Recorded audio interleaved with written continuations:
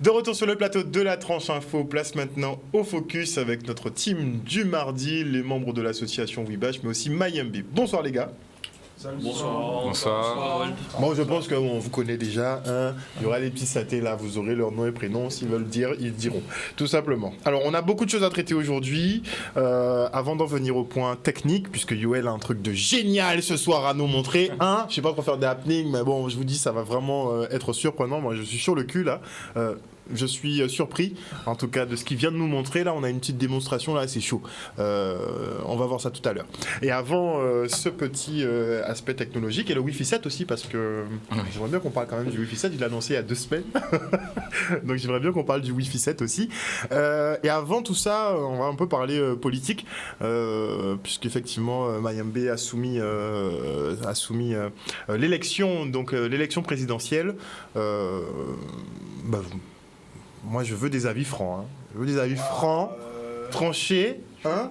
Il y a Daryl qui est là. Il y a Daryl qui va pas tarder à nous rejoindre. Mais je veux un avis franc. Tout le monde, avis franc sur les élections présidentielles de cette année. Mayembe. Alors, moi, je vais commencer en disant que ça fait très bizarre parce que c'est la première fois qu'on a l'impression que les élections sont jouées d'avance, mais vraiment d'avance. C'est-à-dire que tout le monde a l'impression dans tous les cas que ce sera un deuxième tour, Macron contre quelqu'un d'autre. Est-ce que c'est pas la faute des instituts de sondage qui, tous les jours, te sortent un graphique? Mais c'est ça, en fait. C'est-à-dire, en fait, ce qu'il faut savoir, d'un point de vue de la science politique pure, ce qui est sûr, les candidats ou les candidats qui passent le plus à la télé, ce sont eux qui iront au deuxième tour. Ça, c'est sûr et certain. Parce que les gens ne votent pas sur un programme, ils votent sur ce qu'ils connaissent, enfin, voilà. Sur ce qu'ils voient le plus souvent. La preuve, et même Macron le symbolise très bien. Et il a commencé ses élections en 2017, 2018, bref, et son précédente, sans avoir de parti, sans avoir vraiment de parcours politique, on a simplement vendu quelqu'un avec du marketing, donc du coup, il est devenu président. On a eu M. Trump aussi, hein, pareil. M. Zelensky aussi, le président de l'Ukraine, pareil, qui est un acteur, qui n'était pas enfin, de la politique, mais sans être un acteur majeur, et de ce coup qui se... C'était quand même un élément clé de l'Ukraine, c'était quand même le chouchou des Ukrainiens. Oui, c'est ça, mais politiquement parlant, il n'est pas fait de grandes choses. Effectivement. Donc en fait, c'est ça qui est impressionnant, et aujourd'hui, en discutant avec aussi les personnes autour de moi et autres, ce qui me choque, c'est que la majorité des personnes disent, je ne sais même pas pourquoi je vais voter, parce que j'ai l'impression que c'est joué d'avance, et même la personne pour laquelle j'irai voter, j'ai pas l'impression qu'elle va changer quoi que ce soit. Et je pense que l'affaire McKinsey, on n'en parle pas trop sous les médias mainstream, mais les gens ont quand même relayé l'affaire, en disant que si l'État est géré par quelqu'un d'autre que les fonctionnaires ou autres, hein, à quoi ça sert? À quoi ça sert que je me déplace? C'est déjà quasiment joué d'avance. Mais ça a toujours été. Qu'on se le dise. Oui, mais là, ça a été mis sur la place publique, enfin, sur la grande... Là, c'est vrai que c'est beaucoup plus évident, la puissance du lobbying. Là, on a pu voir que, s'ils veulent commander, ils commandent. C'est ça, et qu'avant, on te disait que oui, les lobbies faisaient juste... comment je pourrais dire? Les lobbies faisaient juste... comment je pourrais dire ça? De la pression, de l'influence. Là, non. On voit que les textes qui sont écrits par les lobbyistes sont repris après par les députés, sénateurs ou autres. Donc là, c'est même plus de la pression, c'est carrément... J'écris, tu recopies. Copier-coller. Voilà, copier-coller, CTRL-C, CTRL-V. Là, j'ai dû connaître un peu les gars. Mais c'est ça. La super référence. Puissant. Mais c'est ça en fin de compte. C'est-à-dire que c'est ça. C'est-à-dire que c'est vraiment impressionnant de voir qu'aujourd'hui, la majorité des personnes qui vont voter ne sont même pas véritablement motivées pour aller le faire en fait. Pour eux, c'est juste... Mais c'était limite envisageable. On le sentait arriver, puisque on regarde en Guadeloupe, on a quand même 70% d'abstention. Donc les gens ne s'intéressent plus à la chose politique. Parce que le politique, finalement, ne représente peut-être plus la population. Donc si tout le monde commence à le percevoir comme une mascarade, ça fausse un peu la donne, mais est-ce que ça change quelque chose dans le fond? Ben, pas vraiment. Et après, comme réponse à ça, beaucoup de personnes disent justement d'aller voter. Comme réponse à tout ça, d'aller voter et de voter pour quelqu'un de cohérent. Mais la question, c'est que même pas... Qui est cohérent pour toi? Qui est cohérent? Il y en a 11 quand même. Il y en a au moins un. Allez, mon Dieu! Voilà, vous avez ma réponse. Sinon, c'est une réponse. N'avons pas enfin, qui est le plus clean, qui n'a pas encore été testé. Toi, tu serais au plus clean, Anthony. Parce que ce serait le plus clean, celui qui a le moins d'affaires, le moins de casseroles. Voilà, celui qui a le moins d'affaires. Ou sinon, celui qui a le moins d'affaires, je dirais. Ah, ça va être chaud. Donc c'est un peu par dépit quand même. Oui, quand même, pas mal. Oh my God. Pas mal. Mais sinon, t'as pas d'attirance particulière pour un candidat, un programme, quelque chose? Oui, il y a certains candidats qui m'intéressent plus que d'autres. Parce que j'ai vu qu'à certains candidats qui ont d'essayer de voir changer les choses et s'intéresser un peu aux problèmes de la population. Pour toi, c'est réel ou c'est démagogie? Disons que 50-50. Vous restez lucide. Vous perdez pas le cap. Yoel. Moi, personnellement, c'est compliqué. Je pense qu'on va faire des choix par dépit. Moi, c'est clair et net, pas Macron. Ah non, ça ira. Mais entre Marine Le Pen et Mélenchon, c'est compliqué, quoi. Mélenchon. Je dis que les deuxièmes choix sont pas. J'ai l'impression que c'est tout le temps comme ça. Après, j'ai envie de te dire, ils n'ont pas encore été testés, que ce soit Le Pen, Mélenchon, même Zemmour qui joue sur la danse, ils n'ont pas encore été testés. Mais après, on va tester, on va se prendre quoi? Macron, on a testé, hein, c'est bon. On a voulu tester, on a vu. Ah oui. Ce qui est bizarre, c'est que maintenant, on vote pour quelqu'un pour tester en fait. Exact. Genre, ça fait bizarre. Non, mais c'est quand même extraordinaire. Il doit avoir normalement, c'est ça la base, je crois. Un programme, une lame de fond, quelque chose de cohérent, de clair par rapport à des situations. Une vision, des choses comme ça. L'inflation, je sais pas, la démocratie, l'immigration, j'en sais rien. Et là, on dit juste, bon. Si j'ai fait un moment, bah, mais c'est fait un moment, tu vois. C'est ceux qui. On nous va faire un carré. Pas dit pour moule, on nous va faire un carré. Et ceux qui pensaient, on pensait que c'était juste local. Non, finalement, au national, c'est pareil, quoi. Les gens se disent, mais. C'est plus sur le people, un petit peu, quand finalement qu'on fait quelque chose. Les scandales, les affaires. Mais c'est pas vraiment politique. Ouais, non. Ok. Écoute. Et le feeling. Bloqué chez soi pendant presque 2 ans, enfin 1 an et demi, on va dire. C'est clair que. Non, Bailey. Donne les 2 ans. Donc c'est clair que niveau popularité, Macron. Mais s'il avait une bonne gestion, peut-être qu'il aurait une bonne cote de popularité. Ah oui. Ah ben, comment il s'appelle le gars de Barbie là? Ken, c'est ça? Ouais, il a pu faire le Ken à ce moment-là, sourire, montrer que voilà, il a réussi à faire le truc. Mais c'est vrai que ça fait de route en même temps. Après, être président de la République, ça ne doit pas être une mince affaire. Enfin, moi, je regarde un peu le monde politique. Le truc, c'est qu'ils partent avec des idées. Après, il faut contenter tout le monde. Après, donc, il faut faire des alliances. Après, des compromissions. Après, bon. Tu choisis des personnes pour ton équipage et tu constates que y a des faillots dedans qui. Voilà, il y a tout ça. Saboter ce que tu as fait. Non, mais après, c'est clair que gérer 60 millions de personnes, c'est pas évident. Hein. Alors, je sais pas non plus. Donc, est-ce qu'il y a un profil type qui serait requis effectivement pour diriger la France? Moi justement, je pense que l'erreur elle est là en fait. C'est qu'en fait on demande un profil type. C'est un peu genre Jésus ou quelqu'un qui va venir sauver la France. Alors que non, la France a ce discours, a fait ce récit avec Alésia, Vergétoris, Marianne. Voilà, c'est toujours des personnes, mais non, c'est des ensembles, des idées de groupes de personnes en fait. Je sais pas, si on prend du recul sur l'humanité, les premiers êtres humains, il n'y avait pas un être humain, c'est pas ça. Il y avait 200 000, 300 000, 400 personnes. Enfin, c'est des groupes de personnes qui portent des idées. Donc là, à chaque fois en France, on réduit des idées à un homme. Un homme, alors que non, c'est vraiment une équipe, c'est vraiment quelque chose de global. Et la preuve, il avait des ministres, premier, deuxième ou autre. Mais la personnification, pour toi, pour moi, pas nécessaire. Pour moi, on doit arrêter ça. C'est vraiment un groupe de personnes avec un groupe d'idées qu'on doit définir. Parce que finalement, on se rend compte que par exemple, on prend l'exemple d'Obama en 2009 qui a dû changer 3 fois à peu près de ministère, mais c'est pas la même chose, mais de ministère, parce qu'à chaque fois il y avait un problème. Quelqu'un avait une affaire, celui-ci n'allait pas de son parti, là il y avait un problème. Donc on voit vraiment que c'est le groupe en fait. La communauté qui tourne, qui est autour du président qui compte, c'est pas le président lui-même, il n'a pas le temps de tout regarder. Mais a priori, ça devrait être ça. On dit le pouvoir au peuple, par exemple. Mais c'est pas le peuple qui a le pouvoir, qu'on se le dise. Qu'on se le dise, je pense que le principe... Alors, jamais fait peut-être des ennemis, je vais être clivant, mais pour moi, tout ce qui est ce principe de démocratie et autres, c'est juste pour faire joli. Il faut qu'on arrête avec ça, mais clairement. L'affaire McKinsey montre clairement, les affaires de Macron montrent clairement. je sais pas, à Benalla, on voit la vidéo, il va tabasser quelqu'un. Clairement, et il va pas en prison, il retire de l'argent, et il fait des tweets stupides, il va à la télé, il dit qu'il va devant les juges, il dit c'est pas moi, c'était moi, mais on te voit à la télé, tu vois, je sais pas, tu vois. Donc moi je pense que la démocratie, bon, ça fait joli sur le papier, mais concrètement c'est pas la réalité en fait. C'est pas appliqué. C'est pas du tout appliqué. Après, je ne suis pas non plus pour casser ses valeurs et autres en mode anarchiste et autres, hein, c'est pas du tout ça. Hein. Non, mais il faudrait peut-être qu'il les incarne en fait, mais réellement, pas juste en parler. Il faut cette fois par rapport à la réalité. La firme McKinsey, 1,2 milliard à du privé. 2,4 sur le mandat, sur la mandature. Sur sa mandature, ça fait beaucoup et ça fait poser des questions. Ouais, mais eux, ils ont de bonnes explications. Hein. Les politiciens, ils ont toujours de bonnes explications. Ouais.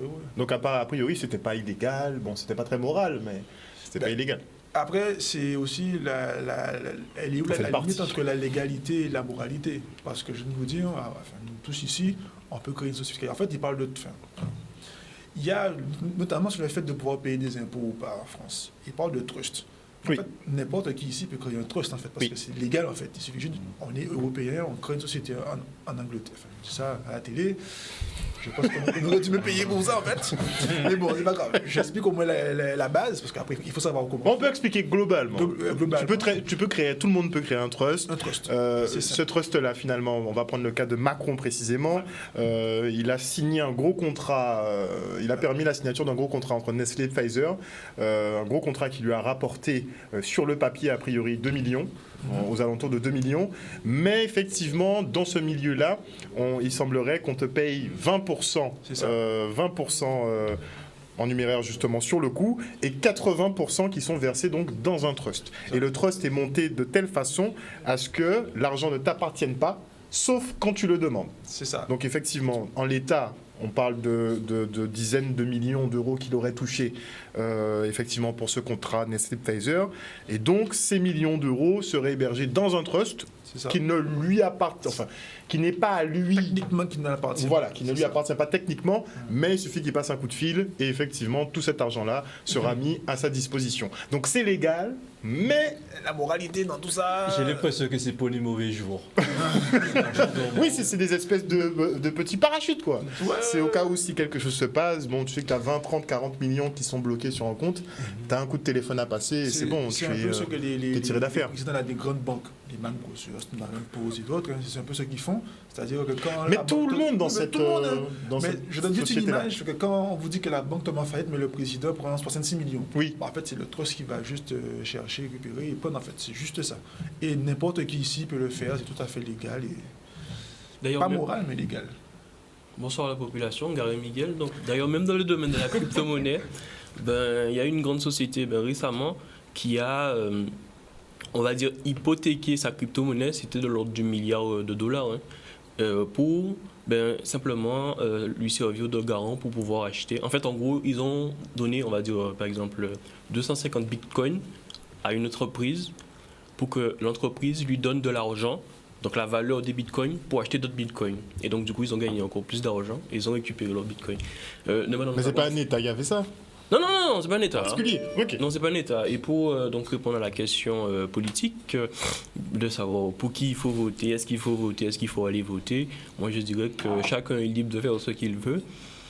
Après, tout à l'heure là, donc on parlait de voter pour le moins pire. Moi j'ai regardé les programmes sur justement l'Instagram de Hugo Décrypte qui chaque jour en fait donne pas tout le programme, mais en tout cas les points forts. Il y a Hugo Décrypte, mais excuse-moi, il y a Fanny Chocho aussi. Donc il y a pardon. Instagram. Fanny Chocho. Voilà, une jeune étudiante justement en Sciences Po, une Guadeloupéenne, qui fait des décryptages justement de tous les candidats. Elle a des analyses qui sont vraiment très bien. Donc suivez Fanny Chocho sur Instagram. Merci beaucoup. Fanny Chocho sur Instagram, pardon. Donc en fait, ce que je disais, c'est que tu regardes les premières pages, je te dis mais c'est intéressant parce que moi, les choses qui m'intéressent le plus, c'est tout ce qui concerne l'énergie renouvelable, l'écologie, l'environnement, tout ça. Et j'ai des gens qui veulent, je sais pas moi, ils veulent pas qu'on coupe des arbres, mais qui veulent qu'on mette des centrales nucléaires. Il y en a donc qui toi, veulent tu regardes un peu les contradictions. Oui, je regarde des mecs qui veulent mettre des centrales nucléaires et des éoliennes offshore. Mais En fait, j'ai l'impression qu'ils se perdent eux-mêmes. Ils savent pas trop quoi faire. Ils sont perdus. Mais en fait, quand on regarde donc leur programme et celui d'Emmanuel Macron, on voit que celui d'Emmanuel Macron, c'est même pas vraiment un programme en fait. C'est, si vous voulez, on va dire que c'est comme une espèce de continuité. Donc on a commencé ça et voici la suite du travail qu'on va effectuer. Donc là, on va faire la petite formalité, là, la passation de pouvoir. Donc, du simulacre d'élection, hein, voilà. de petit vote. Un peu comme ce qu'il disait tout à l'heure là, Mayembe, on est passé de la royauté, principauté aux élections pour faire croire au peuple qu'ils ont le pouvoir. On a bien vu que finalement le peuple n'a pas le pouvoir parce qu'il me semble qu'il y a des gens qui se sont révoltés, notamment les Gilets jaunes, en Guadeloupe, LKP. Actuellement, on a des gens qui se révoltent, des aides-soignants et même plus qui sont devant un CHU depuis je ne sais pas combien de jours, mais ça n'intéresse personne. Donc bon, concrètement, je pense que les politiques, c'est peut-être pour les riches, entre guillemets. Je ne suis pas en train de dire que je suis pauvre, mais voilà. Pour les riches, mais il y a riches et riches. Ouais. Il y a la catégorie au-delà de cette chiffre, et ouais, c'est plutôt eux. Ouais, vraiment. les plus de 10, quoi, qui touchent plus de 10. Plus de 10. Ouais, les plus de 10. 10 000 euros par mois. Ou Ceux qui s'approchent la taxation euro, ouais, on va qui c'est. Ceux qui achètent des Rolex et qui peuvent se permettre de le jeter et d'aller dans Pourquoi tu me regardes? Il y a une Rolex au poignet. On a fait fortune, Yoel. Non, mais moi j'aime bien le propos puisque ça nous amène sur ce monde qui serait fabriqué pour les riches. Pour revenir à des new tech justement, tu en parlais tout à l'heure. Parce que les NFT, tout ce qui sort en fait, ce sont des choses qui sont pas inutiles, je dirais, mais c'est des choses qui ne servent pas à grand chose. Pour attirer, j'aurais dit, une certaine caste, une certaine. Mais est-ce qu'ils sont pas en train justement de plus s'afficher, de montrer que bon, nous on décide et vous les petits gueux vous la fermez quoi. Avant d'aller jusque là, on va revenir sur un problème qui me gratte vraiment. J'en ai parlé la dernière fois, mais subtilement. Mais je vais revenir dessus. Monsieur oui. Harry Chalus. Ah. Monsieur Harry Chalus avec Madame Ségolène Royal, à l'époque, ils ont vendu, tu te rappelles, on en a parlé la dernière fois. Oui. Je leur ai dit, ils ont vendu la centrale géothermique de la Guadeloupe dans les mains d'étrangers. Israélo-américains. Ouais. Israélo-américains. Et dernièrement, l'État français vient en Guadeloupe et dit oui, vous devez être autonome de façon énergétique et tout. Mais on se moque de qui? Comment on fait pour être autonome si on vend une centrale géothermique qui appartient, entre guillemets, au conseil... À la Guadeloupe. On peut dire à la Guadeloupe. En fait, c'est juste de la mascarade. C'est juste pour faire du joli, pour faire du bobel. On fait de la COP 21, de la COP 40 000, je ne sais pas quoi. Et au final, on n'obtient rien du tout, concrètement. Parce que, mais est-ce que c'est pas pour ça que le mec s'est barré de la COP 21 c'est qui? C'est Trump ou je sais même pas plus. Oui, c'était bien. Trump il est sorti là, mais il a dit que ça servait à rien. Mais pourquoi le gars va rester dans un truc, c'est juste de la démagogie pour dire ouais, il faut qu'on fasse des économies, et les grosses entreprises même qui polluent, qui sont responsables des pollutions, on ne les sanctionne pas, ils sont même pas sanctionnés, et en plus de ça, ils ont des exonérations de charges, ils ont des exonérations d'impôts, exonérations de je ne sais pas quoi. Pourquoi? Parce qu'ils contribuent au capital du pays, c'est eux qui relancent l'économie. Alors qu'on sait bien que... qui passe souvent, c'est de dire qu'on est en train de parler de la baffe de Will Smith alors qu'il fait 12 degrés au pôle Nord. Yes. Ouais, c'est chaud, 12 degrés. Hein. 12 Nord et au pôle Sud, il se passe quoi? Parce qu'on parle du pôle Nord, mais on parle même pas encore de ce qui se passe au pôle Sud. Sincèrement, je suis d'accord avec toi. Je suis d'accord aussi avec toi, Miguel. Mais après, il peut ne pas être content, mais c'est la vérité. C'est pas moi qui l'ai dit, c'est dans le journal. C'est des questions qu'on va devoir se poser à terme, puisque la bataille énergétique va commencer. Enfin, c'est pas elle va commencer, elle a commencé. On est en plein dedans et ça va pas s'arranger. Vous avez vu, on est passé premier consommateur de gaz américain. Ça a un prix.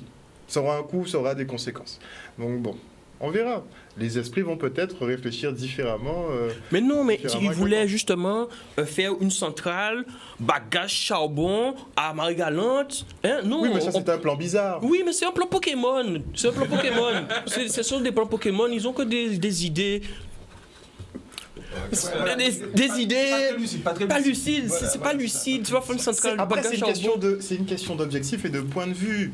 Mayembe l'a souligné tout à l'heure, il y a du gros lobbying qui se fait. On n'a jamais vu ça. Là, le lobbying est passé à un nouveau stade, en fait, je pense. Harold, la géothermie, volcan là, en battait là, il piquait en jour, nous qui est mort. Mais. C'est naturel. Mais que ça, même si je le dis. Oui, non, mais tu as raison, dans le fond, ça peut arriver. Mais l'énergie de la Terre, c'est l'énergie la plus renouvelable. La meilleure énergie renouvelable qui existe. Bagage charbon, faut planter bagage là. Faut planter. Non, dans notre schéma, il faut dire les choses bien. Faut planter la corne. Déjà, il faut planter les arbres aux États-Unis. Oui. Et nous, on ferait le bois venir des États-Unis pour effectivement. Utilisant du kérosène avec le bateau, tout ça. Exactement. Donc, c'est pas très. Écolo. Alors que. On va dire une seule fois, tu pollues pour emmener les équipements pour faire, on va dire, 4 centrales géothermiques. Je dis des bêtises. Bon, ça va. 3, c'est déjà pas mal. 3 centrales géothermiques, disons des bêtises. Même une centrale peut-être dans la mer. Non, mais il y en a déjà une. Mais une autre, rajouter d'autres encore. Dans la mer, tu mets une centrale géothermique. Je dis des bêtises, mais il y a des ingénieurs, il y a des gens super intelligents en Guadeloupe. On les laisse partir pour prendre d'autres. Bref. Tu es animé. C'est Miguel, quand il est sur ce sujet, il est animé. Ce qui est important par rapport à ce qu'il dit, c'est qu'on ne s'en rend pas compte, mais l'énergie, en fait, c'est ce qui permet à un peuple de dominer un autre, en fait. Tout simplement. C'est une question centrale. L'énergie, c'est une question centrale. L'énergie, c'est central. On voit bien la guerre du Koweït, la guerre du Golfe, toutes les guerres américaines là, c'était pour du pétrole et au moins du passage pour pouvoir acheminer le pétrole en fait.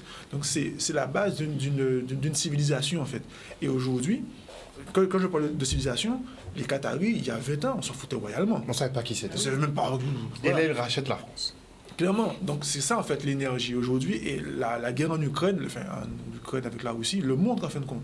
Donc aujourd'hui chez nous, on a la géothermie qui est notre atout principal. En fait, c'est-à-dire que ce que tout le monde veut, nous on l'a chez nous. On l'a chez nous. C'est ça en fait. C'est-à-dire qu'on n'a même pas à, entre guillemets, demander à ce que ça vienne. C'est là. On creuse un trou, ça monte. Donc c'est ça qui est vraiment important. C'est là qu'il faut aussi. Et c'est pour ça que je dis que quand j'ai abordé le fait que les gens ne veulent pas voter, ne sont pas intéressés, mais les gens se disent, mais ça, c'est une question centrale. Pourquoi c'est pas abordé?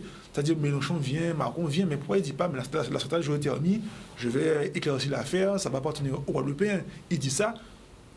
Je veux pas aller trop loin. Leur ligne de texte, c'est des municipaux. Je ne sais pas qui est-ce qui leur donne leur ligne de texte, mais on dirait que les priorités, ils ne sont pas sur ça. Quoi. Justement, ça arrive à ça. C'est-à-dire que finalement, le lobbying et les grosses sociétés sont beaucoup plus fortes que ça, en fait. Que la raison. En fait. Et que pour eux, je veux faire un peu film, thriller, science-fiction alarmiste, mais pour eux, la planète va tôt ou tard se casser la gueule, la bouche, et tôt ou tard, nous, on partira, en fait. Alors que nous, on est là. Ouais, leur plan chelou, là, franchement, ça passe mal. Parce qu'en 2009, entre parenthèses, Barack Obama a dit on va arrêter de faire des fusées décollées juste pour rien. Maintenant, on va faire des voyages en gros, et le gars te dit on va commencer à voir ce qu'il y a là-bas. On va aller coloniser la galaxie. Là-bas. Alors, je précise. Chaque personne croit en ce qu'il veut et dit ce qu'il veut. Coloniser là-bas, mais si il faut avoir des natifs si tu veux coloniser, s'il te plaît. Si t'as pas de natifs. Attends, mais si tu détruis déjà une planète, tu vas aller sur une autre pour faire quoi? Détruire celle que tu vas coloniser. Mais c'est ça, c'est que non, il va pas détruire. On n'a pas un raisonnement. Ils ont pris des exemples. Alors là, c'est Ils vont faire des centrales géothermiques, c'est ça? Non. Non, mais c'est ça en fait qui est hallucinant. C'est-à-dire que, bon, peut-être que je vais trop loin, mais c'est ça en fin de compte. Et donc finalement, le simple citoyen aujourd'hui, là, qui doit mettre son bulletin, lui, c'est ce qu'il veut vraiment comprendre, en fait, c'est ce qu'il veut vraiment entendre. Mais le simple citoyen n'est même pas éduqué aux vrais enjeux, en fait. Et j'ai l'impression que même si tu lui dis ce qu'il veut entendre, la personne en face, des fois, tu as l'impression que c'est un mythomane. Hein. Quel que soit le président, ils disent tous des trucs qui sont bien. Hein. Ouais, clairement. Mais après, moi, je pense que pour être quand même rationnel, j'invite quand même les gens à aller voter. Je ne suis pas en mode gourou, en mode je vous mets la pression. Hein. Si vous voulez aller voter. Mais sachez qu'aujourd'hui, la politique telle qu'on l'a peut-être le récit qu'on nous a vendu aujourd'hui n'existe plus. Donc il faut commencer ou se poser des bonnes questions dans tous les cas pour trouver une meilleure alternative à ce qui se passe aujourd'hui. Mais encore une fois, ne soyons pas non plus pessimistes. Hein. Il y a quand même des choses qui... Ne soyons pas pessimistes, mais il faut être réaliste, Mayembe. On est à la 6e extinction de masse. Ce sont des sujets sur lesquels on ne communique pas du tout, mais on est quand même à la 6e extinction de masse. Elle est déjà amorcée, c'est déjà trop tard pour revenir en arrière. On aura des conséquences, on aura des conséquences à tout ça. On a le changement climatique. Certains disent que c'est bon, c'est une plaisanterie, que ça n'aura pas cours. On est en train de voir le réchauffement des pôles qui devient très inquiétant. Il y a des blocs de glace qui sont censés nous protéger, qui sont en train de fondre. On a le permafrost aussi qui fond. C'est des questions qui sont capitales en fait. Là, il y a le rapport du GIEC qui est sorti. On a 3 ans pour ralentir justement nos émissions de gaz à effet de serre. Et ce que moi je constate, et on avait ce débat-là dans ma rédaction, c'est que c'est vrai, comme dit Miguel, on est très sur le blabla, on aime beaucoup parler effet d'annonce, mais c'est vrai qu'on tape toujours sur le petit consommateur. C'est-à-dire qu'on va nous dire à nous, ah, vous polluez, ah, il faut baisser le chauffage, ah, il faut consommer moins de carburant, ah, il faut ci, il faut ça, alors qu'on a des multinationales qui ont des super tankers qui sont en train de traverser les océans et qui consomment plus que la Guadeloupe, la Martinique, la Guyane réunies en une seule journée. Mais là, effectivement, on ne voit pas de problème. On n'arrive pas à régler le problème d'évasion fiscale, par exemple, pour trouver du financement pour la transition écologique, mais on peut récupérer tout l'argent des oligarques russes. Ce monde on est dans un paradoxe permanent, en fait. Clairement. C'est compliqué. Oui, David. Et petite précision, c'est pas Richalus qui était là pour la vente de la centrale géothermique.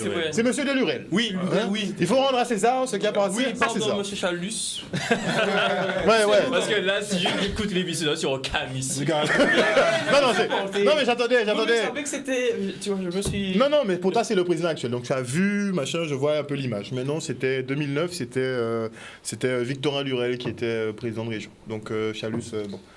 Non, mais voilà. C'est bon.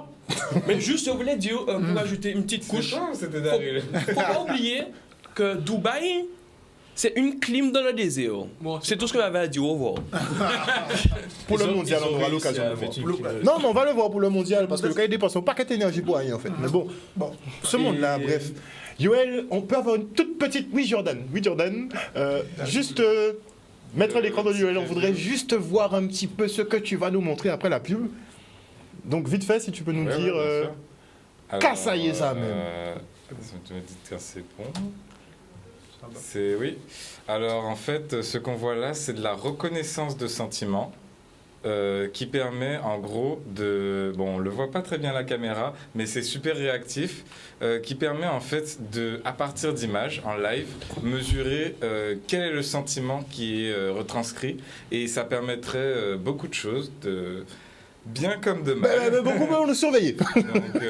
Donc on en parlera un peu plus tout à l'heure, juste après la pub.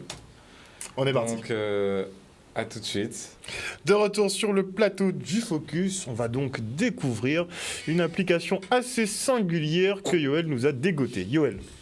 Donc je vais continuer un petit peu sur ma présentation. Donc c'est de la détection d'émotions en fait. Ça permet concrètement de, en face avec une caméra, il fait d'abord une reconnaissance faciale et ensuite... grâce à certaines images et une base sur laquelle il s'est entraîné, ça fait de la reconnaissance de sentiments. Donc ça permet vraiment en temps réel de savoir par rapport aux faciès humains quelles émotions sont exprimées.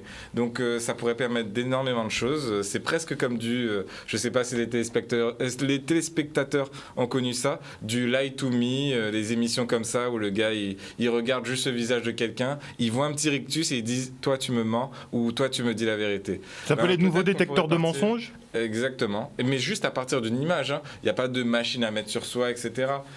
Et très accessible à tout le monde, donc il faut un petit peu... c'est intéressant d'un côté scientifique, et ça peut être effrayant d'un côté, on va dire, marketing, d'un côté...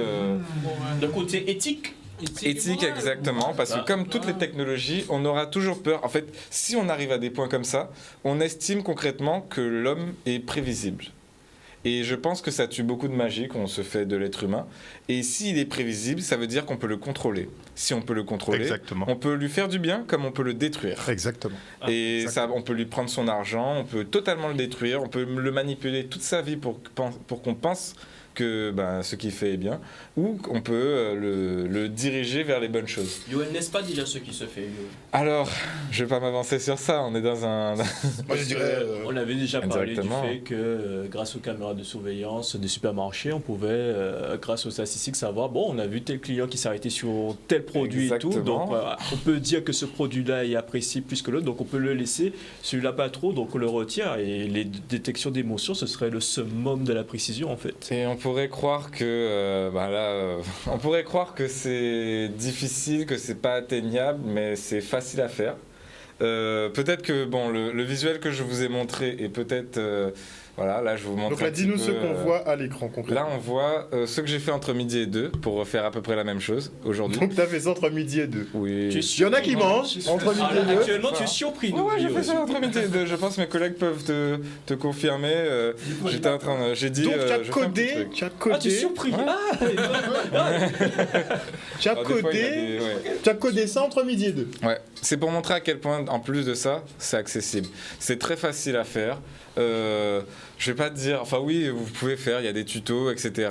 Si vous connaissez bien, je connaissais déjà de base, des fois c'est mauvais sur la détection, mais on l'affine un petit peu, on le rend machin, on le met sur une caméra, et là vous imaginez un monde où vous rentrez dans une banque avec un certain air malveillant, tout de suite vous êtes fiché. Vous êtes fiché, les gardes de sécurité te voient là, ils vont te suivre tout le temps, et puis voilà, ça va fonctionner comme ça. Ça, on va dire, c'est un bon côté. Peut-être que la dame de l'accueil ou le monsieur de l'accueil pensait, ok, il est énervé, voilà comment je dois adapter mon attitude pour ne pas le... Là, c'est la bonne façon. Alors, non.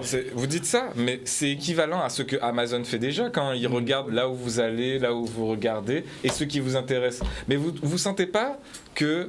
Vous vous sentez pas épié ou dirigé ou même manipulé un petit peu quand même? Quand le truc, comme par hasard, il sort devant vous, juste dans les recommandations. Mais Yoel, regarde, imagine, tu as envie d'une pizza. La pizza arrive chez toi. Tu te sens manipulé ou pas? Non, c'est ça la question. Concrètement, peut-être que tu n'avais pas le contrôle, en tout cas. On ne te l'a pas donné le contrôle. Non, mais peut-être que l'idée de commander une pizza ne vient pas de toi. Déjà pour commencer. Peut-être le parfum de pizza que tu commandes ne vient pas de toi. Qu'est-ce qui va payer? C'est toi. Juste parce que tu as pensé... Imagine, tu vois la promotion.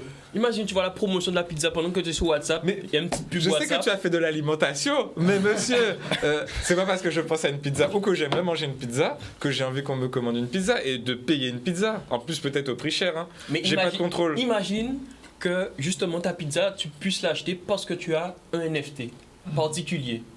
Voilà, ok, voilà. Non, mais attends. Voilà quoi. Non, mais si tu fais partie. Garde-nous sur le bateau. Non. En vrai, maintenant, tu comprends ce que je veux vois un dire? petit peu le concept. Les NFT, c'est pas forcément des images. Ça peut être, on va dire, un jeton. C'est un jeton, enfin, de base. Et en fait, imaginons que je dise, moi, quand je veux penser à des pizzas, je veux une pizza et qu'il y a un truc paramétré par rapport à ça. Oui, mais voilà. C'est un concept difficile quand même à mélanger avec ça, mais... Donc, tu aimerais que... Moi, j'aimerais... tu sais... Scientifiquement parlant, puisque je suis un scientifique... Voilà, scientifiquement, on est d'accord, c'est beau. Théorie. Scientifiquement parlant, je trouve ça super cool. Ah ouais, grave. Éthiquement parlant, non. Ça dépend. En fait, ça dépend dans quelle main ce sera utilisé en fait. Mais ce sera utilisé. Et même les mains.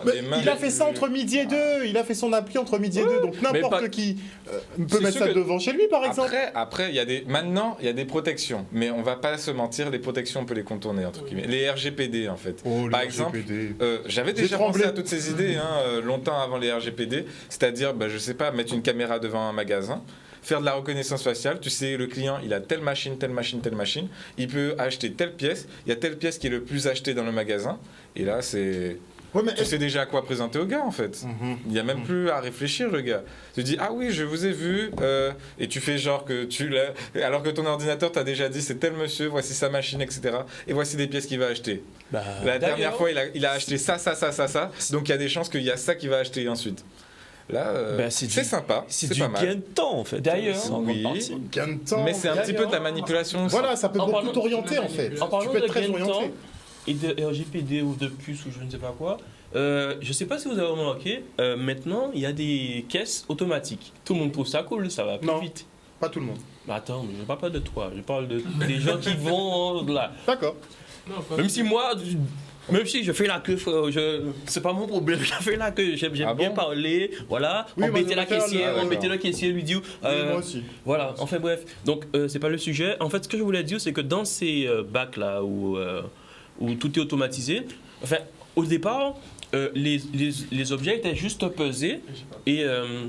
ça te disait, bon, ben, si c'est un pot de confiture qui fait 500 grammes, ok, c'est le bon poids, donc c'est le bon produit, etc. Mais maintenant, il y a certains produits, ou dans certains magasins, il y a des puces au niveau de... au niveau de l'emballage, et la puce reconnaît, enfin dit directement, bon, c'est tel produit, et ça fait tel prix. Et en fait, si on va plus loin, on se dit que, ben... toujours en gardant la logique que Yoel avait tout à l'heure là, ben, directement l'information arrive au siège de l'entreprise. Bon, ces produits-là se vendent super bien. Allons en envoyer directement en Guadeloupe sans qu'ils fassent la commande. Le stock, ils sont en rupture de stock. Enfin, ils seront en rupture de stock dans 2 heures. Allons en envoyer en Guadeloupe. Le bateau est déjà parti, ça arrive exactement comme la pizza dont je parlais. C'est ce qui se fait justement. Je crois qu'ils sont déjà sur l'anticipation. Dans la grande distribution. Non, j'ai pas dit que ça se fait pas. Ok. Mais j'ai dit que ça peut être poussé encore plus loin, tu vois. Anthony, c'est quoi ton regard un peu sur tout ça? Monsieur l'intelligence artificielle. Ah, t'es à fond pour alors? T'es pour? Franchement, Apple le fait déjà. Pause. Non, alors, franchement, d'un point de vue scientifique, donc, dont je m'intéresse, je trouve ça génial. Par contre, du point de vue éthique, c'est très problématique parce que le gros problème, c'est de vraiment savoir comment on contrôle tout ça. Parce que bon, dans certains pays, la Chine, on va pas se mentir, ils sont déjà très très loin. Je pense déjà qu'ils utilisent déjà ça depuis très longtemps. Est-ce qu'ils sont pas déjà trop loin? Est-ce qu'on les a pas déjà perdus? Ah oui, ils sont franchement déjà perdus. Ah oui, ils sont vraiment loin. Ah oui, non, eux franchement, c'est numéro 1 en tout ce qui est genre racial et reconnaissance d'image. Et c'est numéro 1 dans ce domaine. En même temps, si tu vas en Chine, tu sors dehors, tu jettes ton papier par terre, t'as perdu des points de société. C'est un truc de ouf. Crédit social. Crédit social, ah c'est génial.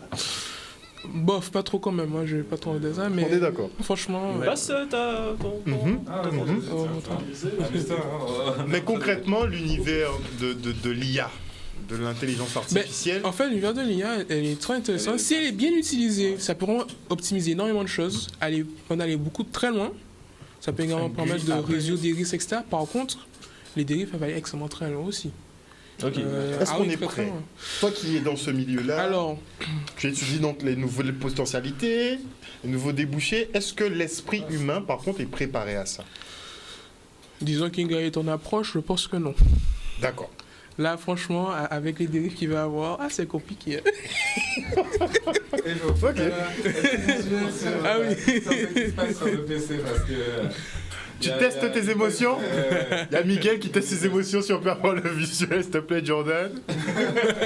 Non, mais le mien n'est pas encore au point vraiment, mais le gars qui a fait celui d'avant, il l'a travaillé. Et il n'a pas travaillé pendant 2 heures entre midi et 2, quoi. Non, voilà. Et 2 jours. Tu passes 1 mois, je pense que tu as quelque chose de vraiment effrayant. Alors, Harold, juste pour répondre à ta question, est-ce que l'humanité est prête? Il n'y a déjà pas la 4G, pas la 4G.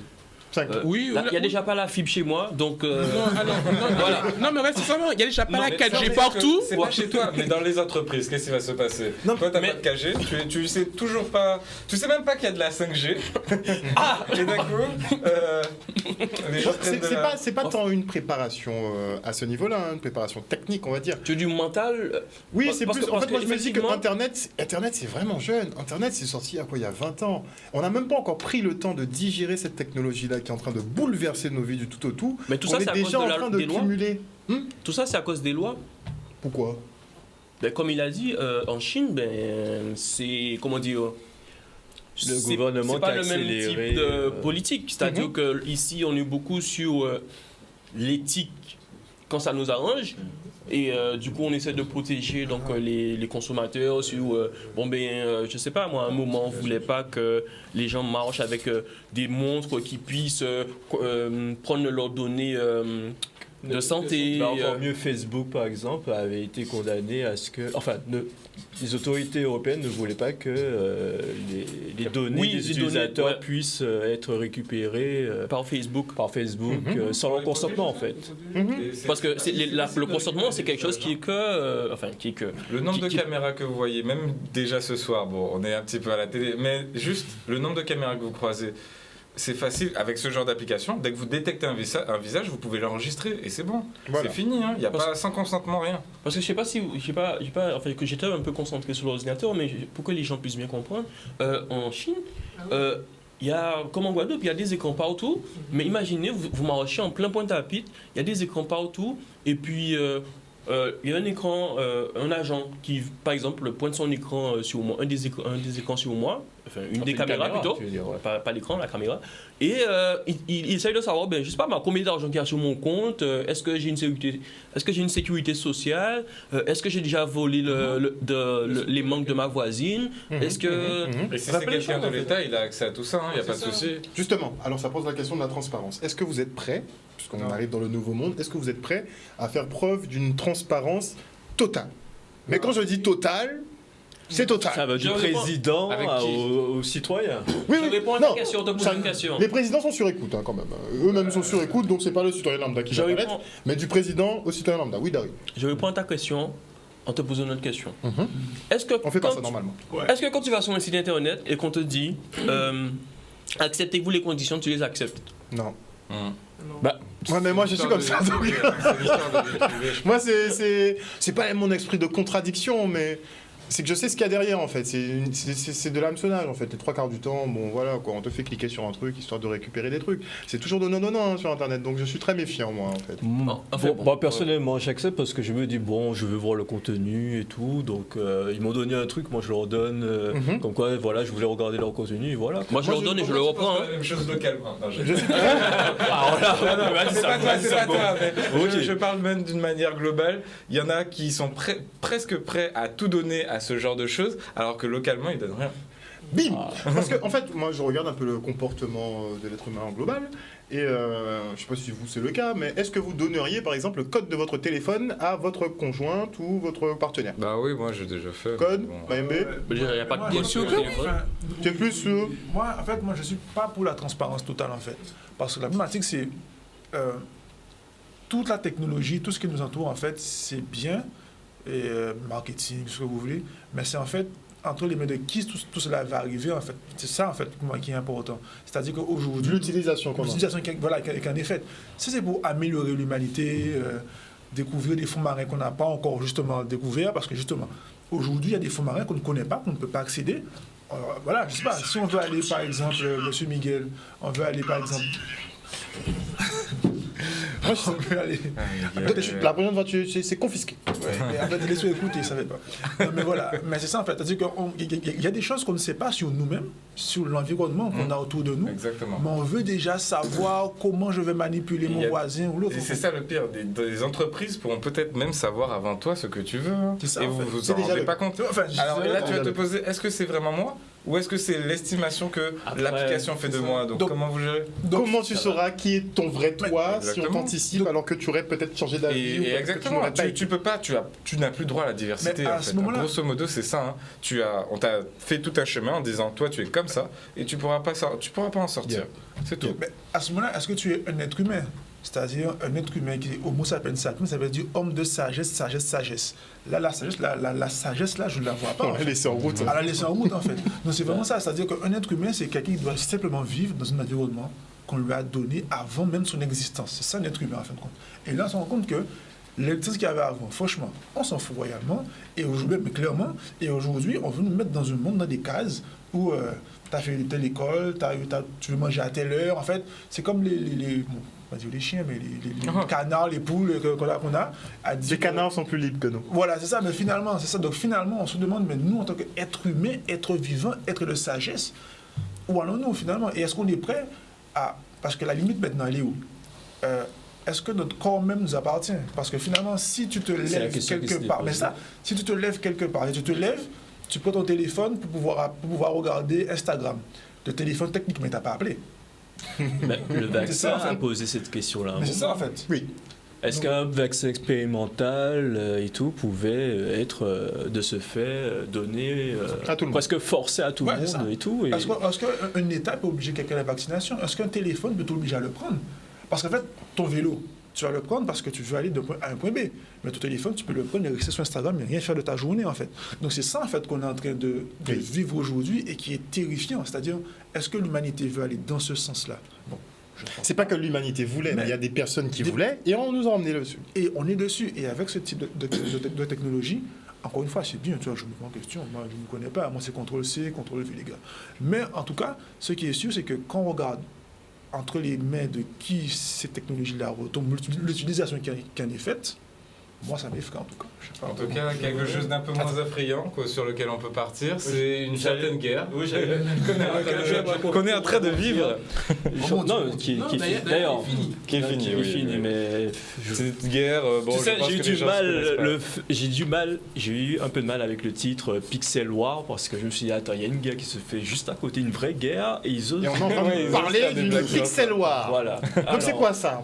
Qu'est-ce qui s'est passé? En fait, il y a un site qui s'appelle Reddit, qui est un site un peu de communauté où plusieurs communautés se rencontrent pour parler de différents sujets. C'est à peu près ça, les gars. Ouais, c'est ça. Et en fait, ils ont eu envie de faire un test un peu de grandeur nature où on avait un espace qui était dédié à la communauté où chaque personne pouvait poser un pixel. Et voilà, justement, il y a la vidéo. Chaque personne pose un pixel. Alors, mais un pixel, c'est un point.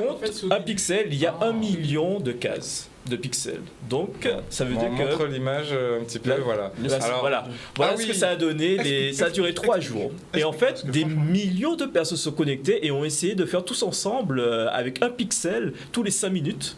En gros, tu poses un pixel tous les 5 minutes, tu ne pourras pas en poser un autre, tu dois attendre pour poser un autre. Et là, comme vous pouvez le voir, les gens se sont relayés pour se dire, ok, nous, les gars, on se met là, on va faire le drapeau, ceci, tel logo. Et ça a donné une guerre, si tu veux, internationale, où il y a des personnes qui ont revendiqué des territoires. Et tout. Voilà, ici, c'est là où on veut mettre notre dessin, personne n'y touche. Ah, attends, ils sont en train de nous envahir, on va essayer de remettre notre drapeau, notre logo. Donc c'était une guerre à qui est-ce qui prend le plus de place sur la map, Exactement. Pourquoi ça rétrécit? C'est toi? Non, c'est normal que ça rétrécisse parce qu'en fait, ils se sont rendus compte qu'il y avait tellement de communautés qu'ils ont agrandi le deuxième jour. Oui. Et je sais que sur la fin, on a beaucoup de personnes ont été appelées, ceux qui étaient un petit peu sur les réseaux, à dire la France, faut qu'elle prenne de la place. Donc je pense qu'il y a un moment dans la vidéo, est-ce qu'on va le voir? Ouais, on va voir la France. On va le voir, la France apparaître. En bas à gauche, mais ça va arriver quand ils vont réagrandir la map parce que la map a été agrandie 3 fois. Parce que ça a donné... C'est fini? Non, c'est pas encore fini. C'est pas encore fini. On peut le laisser pendant en même temps. Et en fait, ça a donné un jeu assez amusant entre communautés un peu... Donc chaque internaute pouvait poser un pixel sur un tableau d'1 million de pixels. Là, c'est 2 millions là. Et il y aura un moment... on va passer à 4 millions. Et donc on voit effectivement ces évolutions d'images en fonction des ajouts de pixels. C'est exactement. C'est incroyable. Et tu te dis, quand tu regardes tout ça, tu as l'impression que c'était dessiné par un seul et même yeux. Non, c'est chaque personne décide de son pixel. Et on peut pas faire plus d'un pixel. Et l'ensemble des points que chaque personne a. Est-ce que tu peux expliquer qu'est-ce qu'un pixel? Parce que mais c'est un point, quoi. Voilà, là on apparaît. Oh, la France apparaît. La France apparaît en bas. Avec le baguette. Et la France a été attaquée à de nombreuses reprises par les Espagnols, les Américains, les Allemands aussi, je crois. Oui, ce sont tous en fait les Espagnols, les Allemands et les Espagnols. Et je crois qu'il y a un moment ils vont mettre pour détruire la France. Ils ont gardé la guerre, quoi. Et là voilà, ils ont fait l'arc de triomphe. Quand tu poses un pixel, il y a quelqu'un qui peut venir derrière et reposer un pixel. Exactement. Et donc effacer. Ils ont mis Zinedine Zidane, ils ont mis c'est génial. Ça montre un peu le travail collaboratif au niveau international. La personne qui nous a beaucoup mobilisé, c'est Kameto, je crois. Et il a dit tout le monde, il faut qu'on se batte, etc. Donc vous avez pixelisé vous aussi. Je t'avouerai que j'ai mis 2 pixels, mais quand j'ai vu que c'est tous les 5 minutes et que je me suis rendu compte qu'il y a des gars qui sont restés 2 jours non-stop à combattre voilà. Voilà, là c'est voilà la place ce que ça a donné à la fin. La place de la France dans tout ça. On a du One Piece en France. Non, il y en a croissant en plein milieu là. Ouais, mais la France, il y a un problème. Le Congo et tout ça, c'est plus Congo. Bon, bref. Il n'y a aucun noir. La France, technique. Et il y a l'image de fin qui va être montrée juste après. Et l'idée, moi, ce que j'ai retenu à travers ça, je me suis dit, tiens, là, bon, ça a été fait à l'échelle mondiale et tout. Et je me suis dit, tiens, pourquoi pas la prochaine fois, essayer d'introduire la Guadeloupe dedans. Et qui plus est, le faire, mais au milieu francophone. C'est-à-dire, voilà, on a une page et on essaie de voir millions. Ouais, mais je vais faire des bots, moi. Disons qu'on est une équipe, justement, guadeloupéenne. Ouais. Vous serez peut-être, je sais pas, moi, une cinquantaine. Ouais, c'est ça, on n'aura pas une mais grosse pour place, affronter des pays où ils sont peut-être des millions ou une armée d'informatique, vous allez faire quoi? Mais on a forcément des streamers de chez nous qui ont une belle communauté. Alors, oui. Attends, oui, il y a tous ceux qui sont sur Instagram et qui ont plus de 50 000 abonnés, je pense qu'ils peuvent... Mais je pense que c'est pas pour les mêmes raisons. Voilà. Ils montent des fesses, quoi. Donc, c'est pas tout à fait. Ces gens-là, quand ils publient autre chose que des fesses, il y a plus de communauté. Mais non, par exemple, le gars là, Timal Attends, dans LoL, il est challenger. Non, mais on va dire à Teddy Riner, appelle ta communauté, voilà. Guadeloupe, étrangère, qui doit faire ce logo-là. Alors on montre c'est quoi le dessin et hop, on se bat pendant 24 heures pour que à la fin notre logo soit là. Que la carte de la Guadeloupe puisse paraître. Exactement. Quelle carte de la Ça fait le Guadeloupe? tour du monde, concrètement. Exactement. Ça fait le tour du monde. Quel drapeau de la Guadeloupe? Pardon. Quel drapeau? Non, j'ai dit la carte. La carte. Ces affaires de drapeau, oh là là. Aïe. On prendra le débat un jour, si tu veux. Clairement. Il n'y a pas de souci. Moi, MB, ouais. Il n'y a pas de souci. De toute façon, on va finir sur la géothermie, tu vois. Mais voilà. Mais tout ça pour dire que c'est une expérience sociale à l'échelle internationale et ça a permis de montrer le bout qu'on va. Pas les bails, mais là, c'est. Ok, faut bien boire. Ben, ça peut montrer un peu. Tu vois l'expression de chez nous, on dit c'est grainerie qui a fait sac d'iri. Ben, c'est exactement ça. Ça l'idée en fait. Mais là, c'était 4 millions de graineries. Ah ouais. 4 millions d'individus qui, grâce à l'effort collaboratif, a pu donner. C'était sympa. La petite collaboration jusqu'à mettre des croissants, etc. Et Zinedine Zidane en fond, ouais, c'était pas. Faut y aller. Et tu vois, franchement très intéressant. Tu vois, j'y vois là presque comme un peu une histoire, tu vois, où l'histoire du monde, où chaque communauté vit son histoire et tout, et essaie de la raconter comme ils peuvent, et chacun, tu vois, montre ce qui lui va apporter sur... ce qui représente sa culture. Voilà, ce qui représente lui, en fait, sa culture, et ça, j'ai trouvé ça très beau. Moi, j'aime beaucoup aussi le cadre un peu de bataille, justement, parce qu'il faut s'imposer. Et c'est vraiment ça, l'histoire des pays. Hein, c'est même pas personnellement... Non, mais tu peux pas le faire tout seul, clairement. Et c'est vrai que ça reflète un peu l'histoire de notre monde. Donc j'aime beaucoup le concept, je trouve que c'est super intéressant. Franchement, et juste un pixel, t'as l'impression de pas faire grand chose. Exactement, et tu te dis que ça a contribué à donner ce chef-d'œuvre. Nickel. On n'a pas parlé du Wi-Fi actuel. Je suis fâché. Mardi prochain. Tu veux pas dire aux gens que leur Wi-Fi peut les surveiller chez eux. Voilà, c'est pas grave. Encore là, mais oui, ok, on va aller très vite. Ça marche. Merci en tout cas les gars d'être venus ce soir une nouvelle fois. On se retrouve donc mardi prochain. On verra ce qu'on va dégoter pour nos téléspectateurs. En tout cas, passez une excellente soirée sur Canal 10 Télévision. Anthony, il faudra le passer nous voir plus souvent. Hein. T'inquiète, je viens demain. Semaine prochaine. Je suis trop pressé. D'ailleurs, j'ai un beau sujet pour vous. Le fait que vous pourrez peut-être bientôt plus dire crypto-monnaie en Europe. Voilà, ça c'est dit. Ça va être très drôle, hein? L'Europe veut interdire les crypto-monnaies. Veut vraiment limiter au maximum. Du coup, tous ceux qui font des crypto-monnaies, donc tous les startups, tous ceux qui font des trucs sérieux, risquent de quitter l'Europe. Et on va faire comme Internet, où on a misé sur le Minitel, passe sur Internet et on s'est fait avoir. Il faut regarder la tête de Miguel. Je parlais du Minitel tout à l'heure. C'est ça. C'était aberrant, ça servait à rien. À part jouer à des jeux. Parce que Minitel, c'était français, machin. Voilà. On a misé dessus, c'était complètement n'importe quoi. Et on a pris du retard justement sur Internet. C'est la même chose justement avec les crypto-monnaies, où on est franchement en avance dessus. Il y a beaucoup d'acteurs dictateur et à cause de l'Europe, parce que les élus ne comprennent rien du tout et ils veulent pas comprendre. Mais c'est quoi qu'ils comprennent pas? Laisse-moi t'expliquer le problème. Ils peuvent pas prendre de l'argent. La semaine prochaine. Donc, la semaine prochaine, on va traiter l'éventuelle disparition des crypto-monnaies de l'espace européen. C'est une petite bataille avec Poutine, ça aussi. Hein. Ça prend une mauvaise tournure. Je pense que c'est ça. On en parlera la semaine prochaine, les gars. En tout cas, merci beaucoup pour ce soir, chers téléspectateurs. On espère que vous avez passé un bon moment en notre compagnie. On se retrouve la semaine prochaine. Bisous, bisous tout le monde. Bisous.